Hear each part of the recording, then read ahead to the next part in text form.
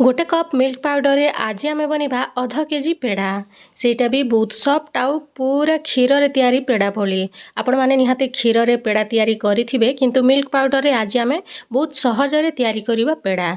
Hello everyone, welcome to Devanjali cooking. सांग माने आगो को राखी आसुची किंबा अन्य किछि विशेष दिन मानकर आपण एई पेड़ा को बहुत कम टाइम रे याकू बनै की खाई परिबे।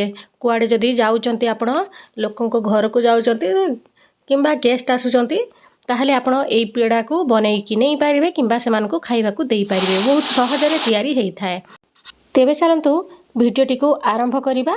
आशा करूची भिडियोटी आपण माने पसंद करिबे आ निहाती घरे ट्राए मध्ये करिबे बोली मोर आशा। तेबे चलंतु स्टार्ट करिबा। प्रथमे आमे कढ़ई गरम करिकी देई देबा 2 चमच घियो। तापरे घियो टिके गरम हो सारे एठी देखंतु मु गोटे कप ही नेची मिल्क पाउडर ताकू एथिरे देई देबा। फ्लेम को पूरा लो रखिबा। तापरे एबे देई देबा अध कप चीनी, काहेकि ना मिल्क पाउडर मध्ये चीनी रो परिमाण थाए मिठा, सेति पई मु अध कप नेची। आपण चाहिले गोटे कप चीनी को गोटे कप मिल्क पाउडर मध्ये नेई पारिबे, किछि असुविधा नै। चीनी आपण निज टेस्ट अनुसार कम बेसी करि पारिबे। किछि समय ए भडी घियो सहित गोळेई नबा, बेसी टाइम भाजीबानी। तापरे संगे संगे देई देबा एथिरे गोटे कप क्षीर। क्षीर को देकी एबे फ्लेम को संगे संगे हाई कर दबा, जहा द्वारा क्षीरटा शीघ्र फुटी आसीबो। एबे गोळेई दबा। आपण निहाती पातिया को चलाउथिबे ए भलिया, छाड़ी देले तळे लाखी जाई थाए, पोड़ी जाई थाए। सेति पई निहाती आपण को ए मिठा बनेबा को टिके परिश्रम ही लागि थाए, काहेकि ना हाथ टिके पेन ही थाए। जेहेतु आमे टिके छाड़ी देले तळे लाखी जाई थाए, सेति पई जमारु छाड़ीबानी याकू। देखंतु धीरे धीरे क्षीरटा बहलिया हे आसुची। ए भलिया फॉर्म धीरे धीरे हेई आसीबो। देखंतु गोळू थिबे नहले बिंडा मध्य हेई जाई थाए। देखंतु ए भलिया तळे टिके टिके लागुइले आपण निहाती ए भलिया पातिया को करिवे, जा द्वारा कि तळे आउ लाखिबनी। बहुत शीघ्र ए मिठाटा तैयारी हेई थाए संग माने।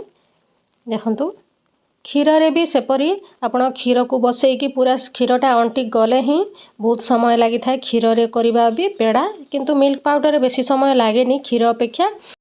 तार पूरा अधा टाइम रे एई पेड़ाटा तैयारी करि पारिबे मिल्क पाउडर साहाय्य रे। देखंतु धीरे धीरे पूरा सुखी आसुची ए भली। एटा किंतु हेइनी, पूरा पानीटा तार सुखी गले क्षीरटा, ताहेले ही आमे जानि पारिबे जे हमर पेड़ा तैयारी पई हमर डोटा हेई गला बोली कि। देखंतु हेई गलानी ए भलिया हेई आसिले फॉर्मटा आपण याकू प्लेट को काढी नेबे। तापरे देई देबा हाथ रे टिके घियो। एबे आमे पेड़ा को तैयारी करिबा। टिके उषुम थिबा अवस्था रे ही आमे याकू पेड़ा संगे संगे बनै नबा। देखंतु ए भलिया गोल करी नेबे हाथ रे। तापरे टिके प्रेस करी देई कि आपण निज मन पसंद अनुसार छांच एथिरे करि परिबे। मु गोटे से हेमदस्ता रता ऊपर ये नै कि देखंतु ए भलिया टिके गोल करी देइछि, जहा द्वारा कि टिके सुंदर देखा जिवो। आपण निज मन पसंद अनुसार शेप देई परिबे, किछि असुविधा नै।